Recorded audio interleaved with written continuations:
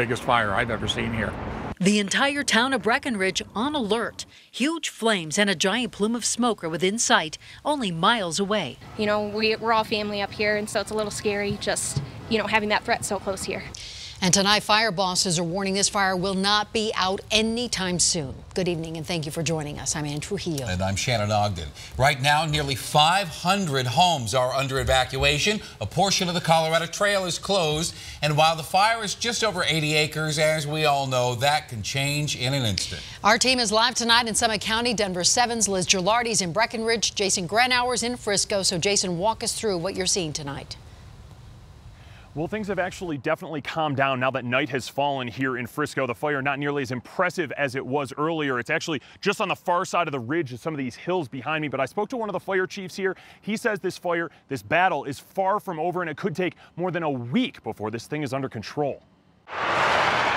Summit County's picture-perfect landscape is not perfect today. Trees up in flames and a huge plume of smoke between Frisco and Breckenridge. Where we've put the note on the map really is to depict it being quite a ways up into the forest. It's a very, very heavy area. Been no mitigation or anything, of course, done in that area. Motorized equipment, there's no way to reach the fire. As crews hiked in to battle it and dropped on it from above, the best help of the day came with a change in the wind. The wind did shift. It actually pushed the fire back into the burned area, and it slowed it down. Heavy amounts of beetle-killed trees spread flames within 2.5 miles of homes, requiring nearly 500 to evacuate. There's a lot of fuels, so they do burn. Trees do burn, especially dead trees. So it certainly helps to fuel, a fire starting out as 50 by 50 going to 82 acres.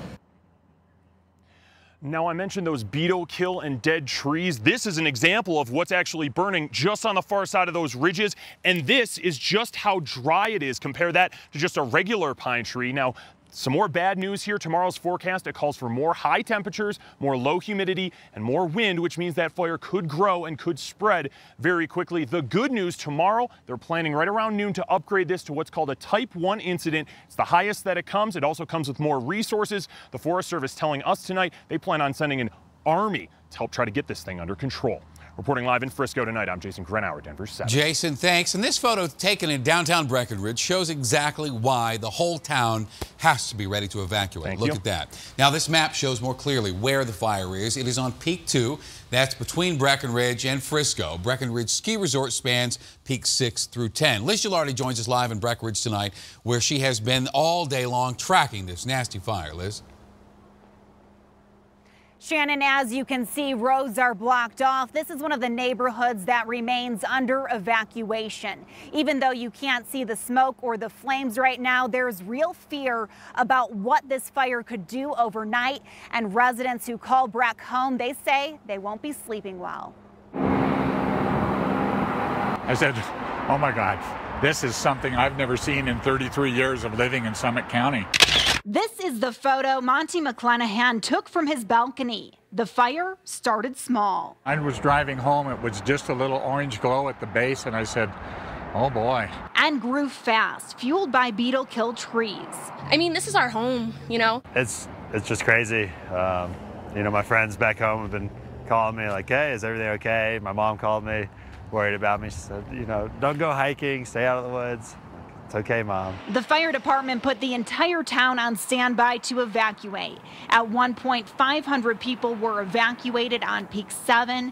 They had to leave, including Jackie Whelan's friends. Quite a few of my friends, had texted and contacted me saying that, they had to pack their bags and get out. And a lot of my friends, are prepared to be leaving tonight as well.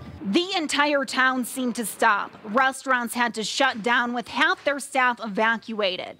People watched from the side of the road and Monty from his backyard. Thankful tonight for the firefighters working to keep the flames under control and keep everyone safe. It's a dangerous job. I've heard there's smoke jumpers out there. They're getting on the ground.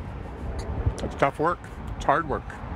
They're tired at the end of the day. So thankful for those firefighters. They're doing a fantastic job in their work. It is not over yet. They will be working through the night, doing structure patrol and really trying to keep any buildings safe on Peak 7, Gold Hill, and the high school. Reporting live in Breckenridge tonight, Liz Gilardi, Denver 7. Thank you, Liz. This is a big job. Air Tracker 7 shows us the view from above, and you can see several heavy tankers dropping slurry on that fire. There are also helicopters out dropping water, but this fire requires the skills of highly trained firefighters you will not see. Right now, 8 elite smoke jumpers. They're inside the fire lines. They were dropped from planes this afternoon with the orders to fight the flames from the inside and battle their way out. They have enough gear and food to keep up their firefight for 48 hours. And fire crews put out the alert tonight, keep your drones away from the flames. They don't want to have any issues in the skies. Summit County officials wrote if any drones are spotted, firefighting aircraft would be grounded out of safety worries. And this map shows 4 of the major wildfires burning across our state tonight. And this new video shows the huge flames billowing from the Gutzler fire. That's burning about an hour north of Vail. And it's more than doubled in size in the past 24 hours. It's now 850 acres. And since no homes are threatened, the top priority is keeping the firefighters safe. And a child playing with fireworks nearly caused disaster in Greenwood Village. Firefighters started evacuating homes near Orchard Road and Clarkson Street this afternoon, and they got the fire out before it did any damage. Fireworks also did a lot of damage in Denver over the past 24 hours. Denver Fire tells us they were called out to nearly 30 fires on the 4th of July.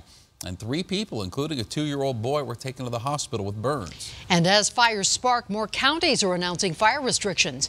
That includes Arapahoe, Douglas, and Jefferson counties. And you can see this map for yourself on the denverchannel.com. And Chief Meteorologist Mike Nelson will join us in about 12 minutes with the alert about storms for tomorrow that could actually make matters worse. All right, have you seen this boy? Take a look, please. Broomfield police say 13-year-old Michael Singh has been missing since just before 7 o'clock tonight. He is autistic. He functions at a 7-year-old level, and he really needs his medications. He was last seen near the Marriott Town Place Suites in Broomfield. Please call Broomfield Police if you can help out.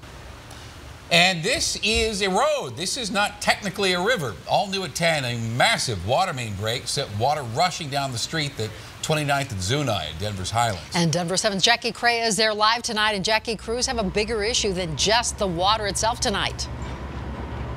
Yeah, well, first off, let's just say no injuries, thankfully. Things are finally starting to dry out, and that's because Denver Water had to shut off more than 30 valves.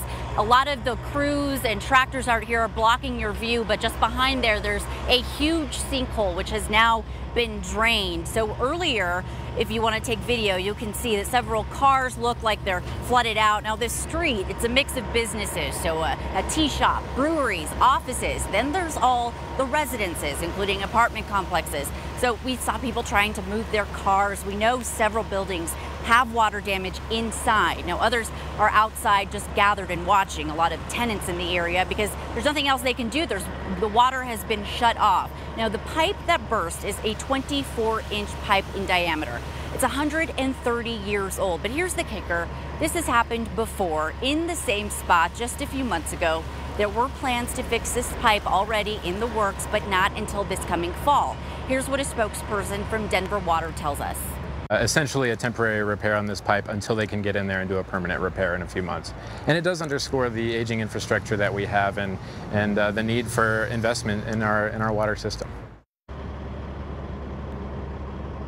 So as you can imagine, back out here live, people are not too happy. I mean, this street is completely shut down.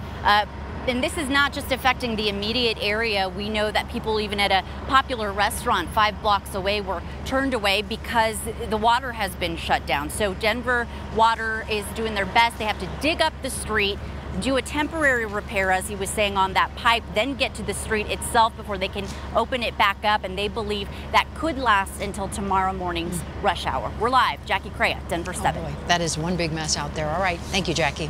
The U.S. is warning of military action against North Korea after the successful launch of a missile which could hit the U.S. That strong message today from the U.S. ambassador to the UN during an emergency Security Council meeting today. Ambassador Nikki Haley called on China and Russia to do more to implement existing sanctions against North Korea. China and Russia expressed concern about the launch, but also criticized the U.S. for such strong rhetoric.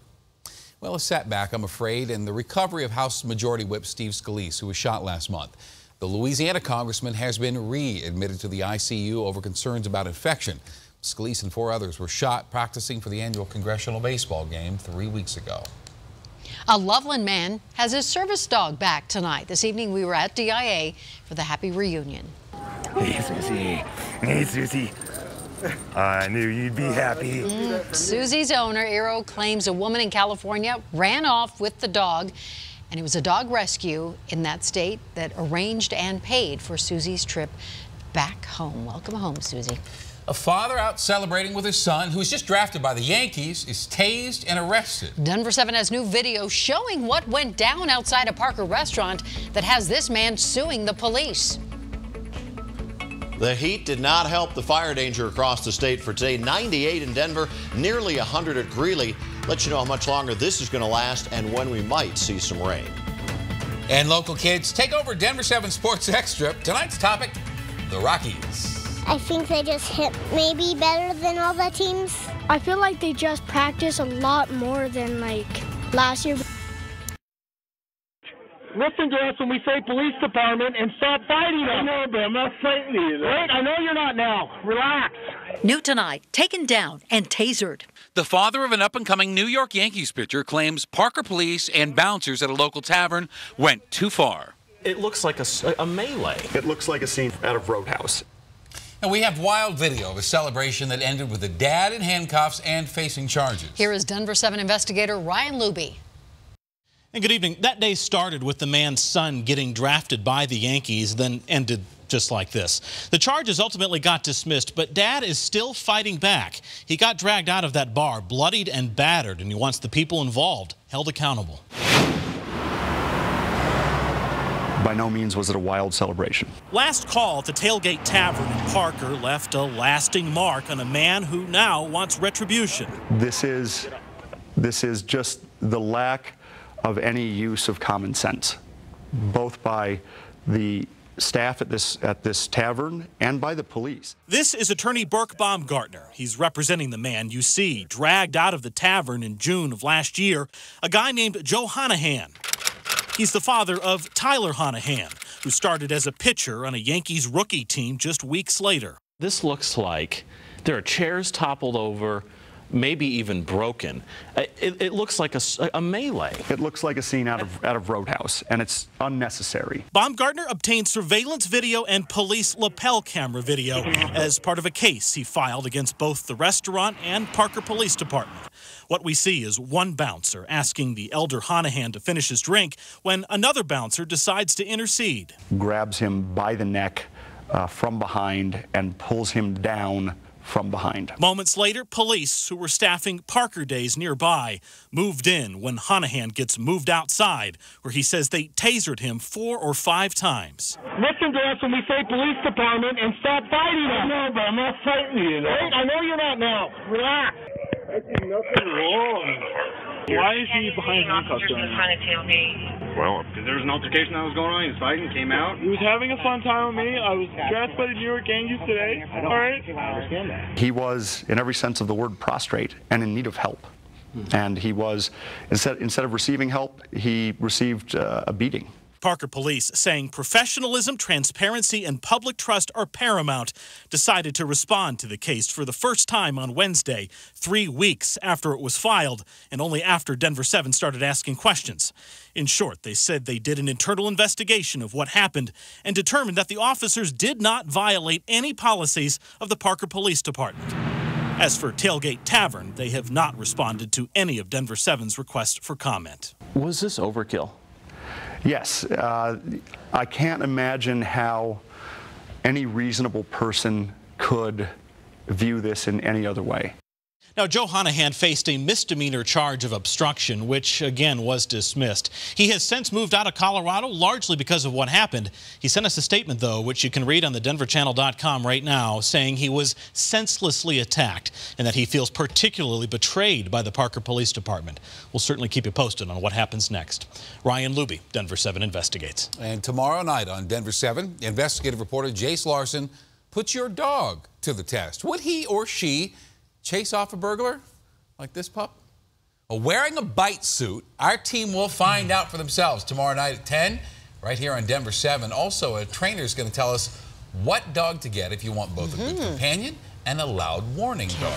Can't wait. All right, Mike Nelson's here now. Wind, a big issue, a big concern tonight for those firefighters out in Summit County. And we'll get it again tomorrow because we'll have more of these high base thunderstorms where the bottom of the storm is at a much higher elevation. You don't get much rain up. I have an example of it, show you in this time lapse from earlier today. This is what it looked like up in the Loveland ski area, and these are the same storms that went over Breckenridge. Watch, you get a little bit of rain there, just goes by, but mostly these storms, because they're so high based, don't produce any precipitation that reaches the ground to any extent, but they do cause locally very gusty winds and lightning. Down here, it has been very dry since the beginning of June.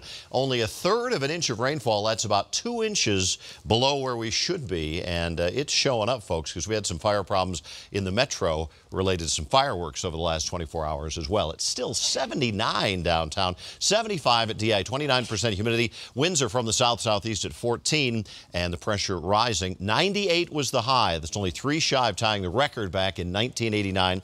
10 degrees warmer than the normal for this time in early July. And look at the numbers across the region. 105 up in Rapid City, Pierce, South Dakota, 104, Las Vegas, 111, and Phoenix, 112 degrees. So here's the situation across the western part of the country. Not much moisture anywhere near us. We're watching down to the south to see if that monsoon pattern might begin to kick in down here, but it's just not really going yet. Not really seeing that organized tropical moisture coming up into Arizona and eventually flowing into Colorado. Probably at least a good week away from that. To the north, one severe weather watch in the Dakotas, part of a cold front that is going to slip in here late Friday and bring us a little bit of relief from the heat and a chance of some rain as we head into the weekend. Not tonight, though. Look at these numbers. Even now to 2 a.m., it's going to stay in the 70s, even mid to upper 70s. Skies will be mostly clear. By morning, clear sky, very mild conditions with lows dropping into the 60s along the Front Range. We'll call it about 65 for downtown and out at the airport, 67 at Broomfield, even at Winter Park, 53 by morning.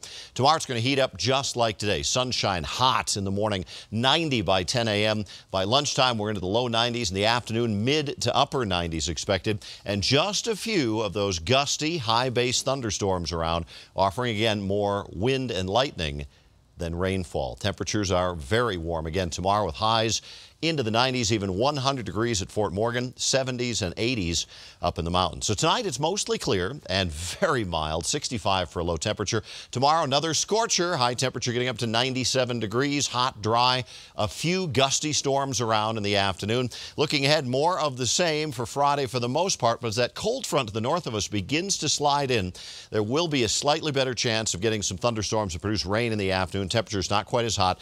Best chance for storms will be Saturday and just in the upper 80s.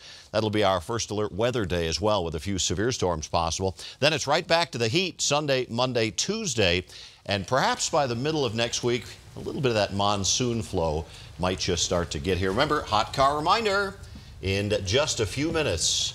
95 outside, 114 inside your car. Keep the windows cracked. Absolutely. No pets or kids in those cars. Right. Thanks, Mike. Thank you, Mike. Well, now through the end of the year, crews will be fixing 9 bridges at the I-70, I-25 interchange. So, sorry, folks, expect lane closure.